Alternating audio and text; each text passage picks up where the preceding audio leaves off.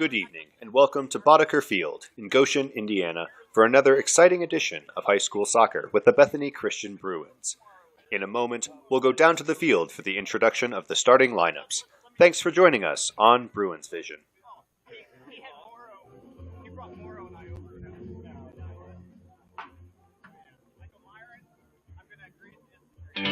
Investing in education-based athletics builds strong communities in a strong, successful Indiana. That's because when we support education-based athletics, we're not only supporting Hoosier student athletes, we're championing the next generation of doctors, CEOs, and engineers, not to mention future teachers, first responders, and civil servants. I'm Brian Lewis. And I'm Chris Kaufman. We're both assistant commissioners of the Indiana High School Athletic Association. High school sports are the training ground for our future community leaders, impact makers, and world changers. When we invest in student athletes, we're teaching them the importance of serving others selflessly, leading them to become engaged, compassionate citizens who pay it forward and continue building a positive future for Indiana and beyond. Support the next generation of Hoosier difference makers by buying a ticket to your high school's athletic events. This is serving our community. This is strengthening our future. This is your IHSAA.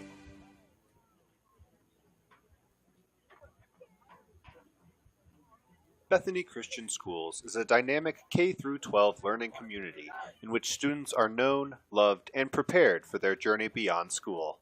With a firm foundation in Anabaptist faith principles, Bethany provides a holistic, student-centered education to students from a broad range of religious and ethnic backgrounds. We believe that Christ calls us to discipleship, peaceable living, and service. This includes modeling God's love by respecting our differences, building compassionate relationships, and practicing reconciliation.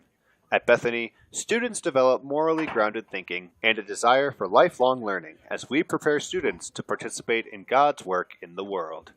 To find out more, visit bethanycs.net.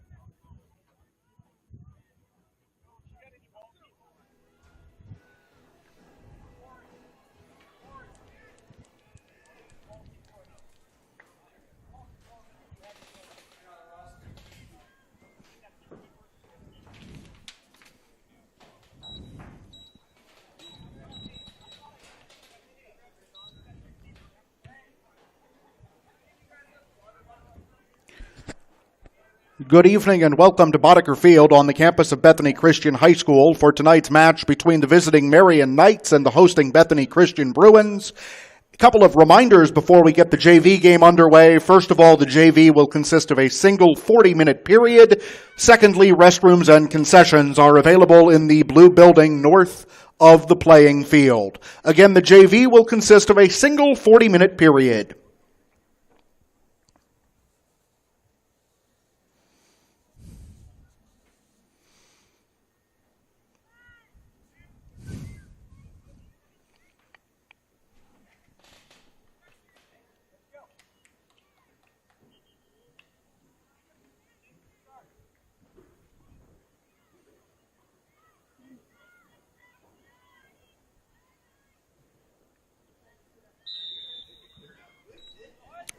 And with that, we are underway from Boddicker Field on the campus of Bethany Christian High School in Goshen, Indiana. It's the Marian Knights against the Bethany Christian Bruins in a junior varsity contest here this evening, playing one single 40-minute period. The Knights are in white uniforms, blue numerals over white shorts and white socks. They will go from left to right here in the JV preliminary contest. The Bruins are in the home blue uniforms, white numerals, white shorts and blue socks. They'll go from right to left. As we get things started, this is Marian in possession, moving into the attacking third of the field. Pass comes back toward the middle of the park here. Trayton Fackelman, the freshman midfielder, had it for a moment, then he worked it forward.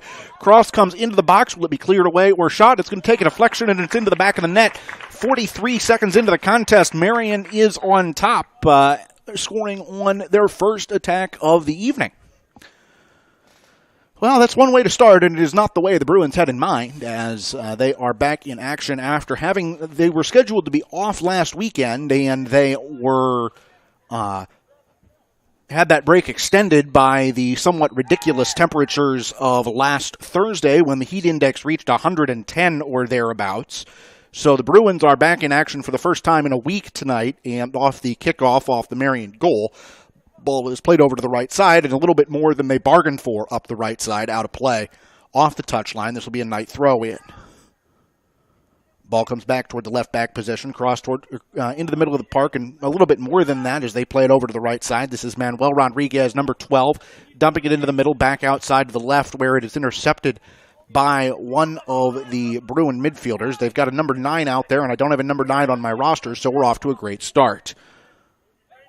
Marian retakes possession on the right side wing. This is Ramirez giving the ball back to Mauricio Tocamani, number 16, on the right side, as they work it across back to Fackelman, who's number 17, the shorter-haired of the two blonde midfielders there. It's Oliver Sager, the freshman. He's listed as a defender, but he's pretty well in the middle of everything here in the first 2 minutes of play, with Marian scoring off of its first attack of the game. A cross that came into the middle of the pitch and was not cleared away by the Bruins resulted in Bethany falling behind for the first time tonight. Hard to score more quickly than 43 seconds. I know you've seen it done, but it doesn't happen real often. As the Knights have been able to maintain possession here, even off of the Bethany kickoff. This is Sager working his way up the meridian of the field. He tries to play the ball forward, and it's going to roll across the byline and over into the track equipment, as it'll be a goal kick for the Bruins, a little more than 2 minutes into what is a single 40-minute period in the JV contest. Again, if you're not familiar with the reduced number protocols here, I forget exactly what the cutoff is, but there's a point where if you have fewer than X number of people on the roster, you can play just the single JV period rather than two halves in order to keep your players within the required number of halves for the season, keep everybody from meeting their quota. But when you do that, you play a single 40-minute period instead of the two 35-minute halves that particularly larger programs may be accustomed to playing at the junior varsity level. That ball took a deflection out of bounds. It's going to be a throw-in for the Bruins, and Leighton Rothshank, number 14, goes over to take it on what is the right side touchline for Bethany, although they have done very little attacking so far. Ball's headed back out of bounds, and Rothshank will chase it once more. The Bruins, after tonight, have another kind of bizarre long layoff on the schedule. This game was not scheduled to be tonight, of course. The Bruins will be back in action on Tuesday next week at Elkhart Christian, followed by 3 games in 3 days, although only one of those has a junior varsity component. One of those latter 3, 2 of the 4, I should say. Here is Marian bringing the ball back through the middle of the pitch and squaring it off over to the left-hand side. It's going to run out of bounds before they get a chance to run back to that. But the Bruins are idle for the Labor Day weekend, and it's a long weekend with no athletic events because it's also senior trip weekend at Bethany, and it would be a little bit problematic to play all of your sports with none of your seniors. Or, I mean, I suppose it probably could be done in some cases, but the administration has decided not to make that a thing. Sager plays the ball forward for a diagonal pass over to the right side. Here's a shot from number 12, Manuel Ramirez, saved easily by Jacob Bontrager, who gets his first action of the night on that save. Marian with 2 shots on goal, one of them in the back of the net at 43 seconds into the contest, and put them up by the count of 1-0. At the varsity level, it's a battle of 2 top 10 matchups. I'm not aware of anybody that ranks JV soccer teams in Indiana. That's probably a good thing, but certainly 2 programs with decent name brand reputations as we get into the evening. And I'd say that extends, I mean, it's the varsity team that brings home the hardware often, definitely in the state tournament, but certainly that extends down to the developmental ranks as well, as the shot from distance sails off wide to the left. And we'll get a goal kick here for the Bruins after a little more than 5 minutes. Again, playing a single 40-minute JV half. The varsity game, if you're tuning in for that, will start about 6:30. Okay, this one deflected out, and we're going to get a corner kick for Marian, as it'll be Ramirez over to take that. Knights in white, Bruins in blue. The color schemes were a little bit annoying tonight in the sense that both schools don the blue and white, but Bethany is in the home dark uniforms because we are playing at Bethany, believe it or not. Cross comes in too far for the attackers, knocked away temporarily by Beachy. Ball comes back out to Fackelman on the right side wing. Marian goes to cross it into the box, and it'll be cleared off the back line by Aiden Falcone. It is out. I believe they're going to call for the corner kick, but I have already been wrong once. And it looks like I am now wrong twice, as we're going to check and see if that ball is inflated properly, and it is not, so Corey Kern's going to have to come over here and chase down another one from the ball kid area. And we're going to get, that one's going to elude the Marian defender, and has to be run down over here along the touchline, and now we are good to go. We have a soccer ball, and we can proceed to play with it. Throw in from the Knights from deep in their attacking third. Ball comes back out here to Mauricio Tocamani, number 16. This is Sager in the middle of the park, working to his left. Leaves the ball off further to the left, and the pass comes into the box, takes the deflection, running on, shooting, and having it saved by Bontrager is the Knight attacker, who is, of course, running with his body at an angle such that I cannot see his number. Looks like number 20, Landon Weist, as this is a Marian team that, as you'd expect at the JV level, has a lot of freshmen on it. I'm seeing conservatively 14 on the roster, and that is, I say conservatively because I am trying to count and broadcast simultaneously, and you all know how well the walking and chewing gum component of Bruins Vision has gone over the years. Bruins get the ball to the edge of the midfield third on the other side of the pitch before Marian takes it away from them. The Knights get a run back through the middle of the park here, triple teamed and working out of that. Now a shot from the top of the box sails high, as the Knights have had, I've got them with 2 shots on goal and 3 or 4 more that have not been on goal, so this is going to turn into a goal kick for the Bruins, and Bontrager has to go do some chasing. So while he fetches the ball off the back of the track and has one played into him from the corner for the next time this happens, we'll remind you that we're back here tomorrow night. That is a regularly scheduled girls game tomorrow night as the Bruins take on West Noble, 5 o'clock varsity-only kickoff. Then on Wednesday, another 5 o'clock kickoff against Wawasee. That one, the rescheduled game from 2 teams that were supposed to play each other on Thursday last week when the heat index reached into the triple digits and then some. A leaping block saves that shot attempt from going into the goal mouth. It's knocked out of bounds for a Marian throw-in. And the Knight throw-in will mean that the Bruin subs stay on the bench. As the ball comes into the middle of the park here, we're going to get double team opportunity for the Bruin defense, but Marian's going to work out of it, and I'd say they probably had 80% of the possession here in the first, 8 minutes or so, 8.5. As over on the right side wing, this is Mauricio Tocamani giving the ball up ahead to Manuel Ramirez. Ramirez had one of those shots earlier in the contest after Marian got on the scoreboard in the literal first minute of the match. And that'll go out of play, and Sager, the defender, will... I still say more of a midfielder than a defender from what we've seen in the early going, will get set to throw it in. Falcone gets ahead on it, and the ball's free in the goal mouth. Shot from the penalty spot is sent high by Fackelman, and the Bruins dodge another scoring opportunity for Marian, as Bethany is going to go back to the bench for the first time tonight. Number 3, Benji Fleming. Number 17, Trey Caffey. And number 19, Ben Huang check into the ball game. 10th minute in a 1-0 JV contest. We are only playing 40, so we are just about a quarter of the way through. As Marian's going to send a trio of substitutes up to... I keep wanting to call it the fourth official's position because I've watched too much professional soccer this summer. It's the halfway line where they'll be beckoned in by the official when the time comes. Off the goal kick, the ball's knocked out of bounds. That's a Marian throw-in, and the sub actually should have happened there, but they took it too quickly. Working through the double team, Luis Garcia goes up the touchline. Ball squirts back into the middle of the field, and they try a 1-2 play into the corner. Ball's crossed into the box. Falcone clears the defender, or clears the attacker out of the way as much as he does the ball. That's out of bounds, and it will be a Marian throw-in, and the Knights will get the opportunity to go to the bench. Checking in for Marian, number 7, Nicholas Frota, number 10, Giovanni Martinez, and number 14, Landon Gibson. So a trio of substitutes for each team here in the first 10 and a half minutes. As the Bruins have not had so much as an attacking chance, really, getting into the attacking third. It's all been a game played to our right. Last year that was true at the varsity level reasonably as well, but that was a Marian team that graduated all 3 of its goal scorers. One player had 2 of the 4 goals in that game, and the Bruins are probably going to be grateful for that because that's also a Marian team that went all the way to the 2A state championship before losing to Brebeuf Jesuit. Of course, last year, as they say all the time in those financial commercials, last year's results not a guarantee of this year's success, especially in a genre in sport in high school where you graduate a bunch of seniors every year.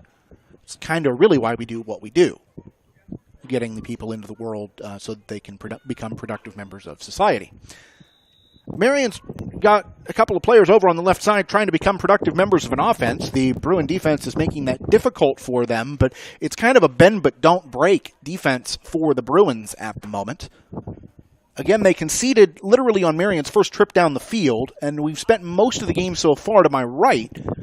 The end that Marian is attacking, the Knights in the solid white uniforms with the blue numerals, and I guess I can't say solid white because virtually nobody is out there wearing white shoes, although I do see one in Angel Quijada, the center back here at the halfway line. Those are reasonably close to white kicks. Sager slaloms through a couple of defenders, brings the ball back out toward the middle of the pitch, circles around the referee, gives the ball off to Luis Garcia at the top of the penalty area.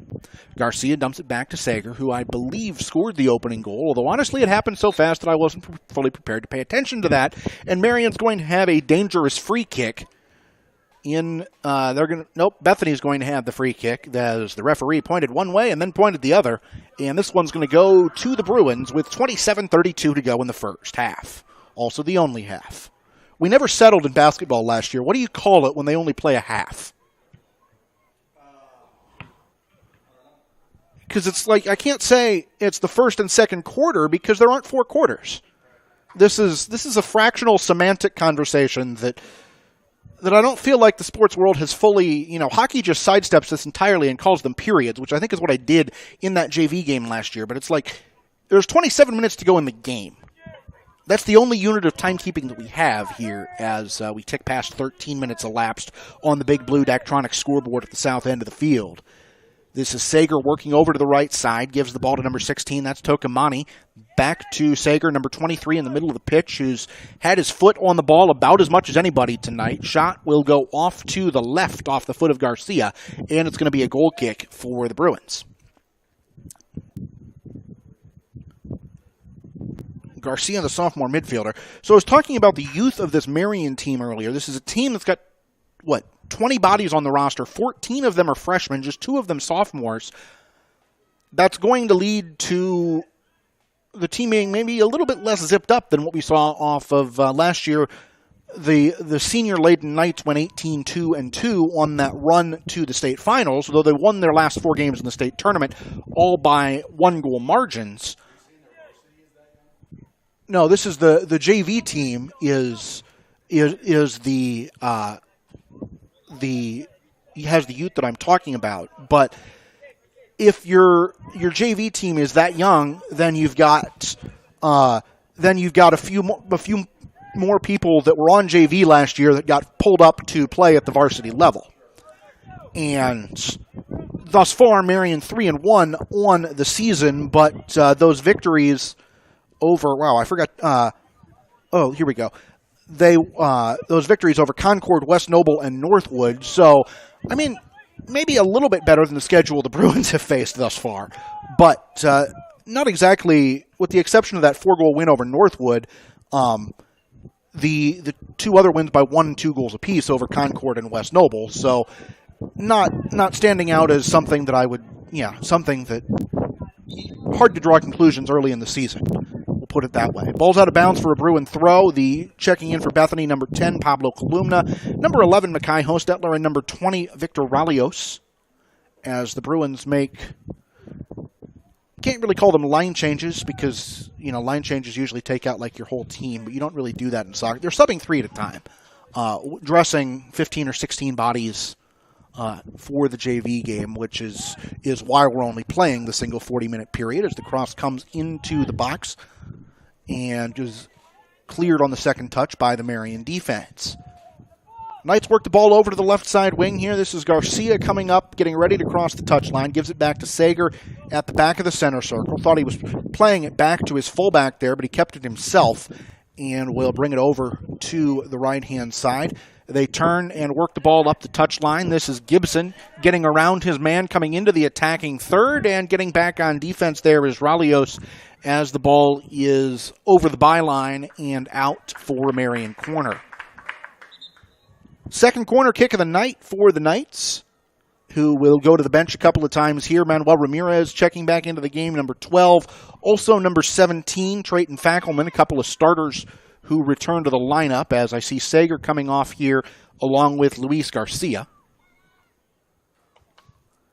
And the Marian corner coming to us from the southwest corner of the field is in play from the touchline side of the corner arc. It sails past the far post. Shot on the way is saved as Marian gets third shot on goal of the night. And the margin stays 1-0, Knights in front with 23 minutes, 16 seconds to go in the junior varsity contest. Bontrager comes to the top of the box, punts the ball away, and gets it just over the halfway line. It'll be knocked back by Marian, and getting in there on defense for the Bruins is Benji Fleming. Got a head on it temporarily, but Marian keeps working it back from left to right. Diagonal ball goes over into the corner where it is cleared away by one of a couple of Bruins over there, and Marian is rebuffed only temporarily as they'll get the throw in from the middle of the offensive half. This is a game certainly that Marian has had more opportunities than the Bruins have had thus far because, well, Bethany's gotten the ball into the penalty area, I think, once in 17 and a half minutes. But this is not the sort of game where I feel like Marian has had every chance to be breathing down the neck of the Bruin defense. And, I'm a little bit surprised that it's not 3 or 4-0 at this point. Certainly it wouldn't be against the run of play if the Knights had another goal here. But they've been dominant in terms of possession, but not really in terms of great scoring opportunities. It's a lot of working the ball around here in the middle of the attacking half of the pitch. Here we've got 2 teammates really trying to leave the ball for each other, which doesn't often work out well, but Marian's able to keep possession. Gibson gives the ball over to Tokomani over here on the right-hand side. He is running into a short angle against the goalpost, crossed the ball back in toward the box, and it was cleared away, kept in by the defender Kilhada out here along the center circle. They'll work the ball over to the right side. This is Tokomani giving it ahead to Ramirez. Ramirez about 30 yards out, middle of the pitch. Here's a left-footed shot from Fackelman that hits the defender in the back and comes back toward the halfway line. Pablo Columna on the run for the Bruins. Saw a lot of him at the JV level, even getting some varsity minutes last year. A little bit less of him early in the season thus far as he gives the ball back out to Ralios, and the Bruins will really try to relieve the pressure on their defense by getting the ball across the halfway line, which is that's the sort of attacking push that seems to be noteworthy for them tonight. But here, it's across the halfway line for maybe 10 or 15 seconds, and Marian has possession again. As the Knights build from left to right and try to, they're going to have to start by doubling their margin. I'm sure they wouldn't mind more than one insurance goal. As Gibson knocks the ball down toward the byline, it's going to be still in play. Played back up the touchline. Tokomani crosses it in, and it is headed away, but only as far as Frota, and his shot's off the right foot wide to the right, out of play. As we'll get, it looks like a trio of substitutions into the game, although not the world's most organized substitution. Julia Briney in for Marian, number 4, as the Bruins go to number 14, Leighton Rothshank, and number 18, Jeremiah Beachy.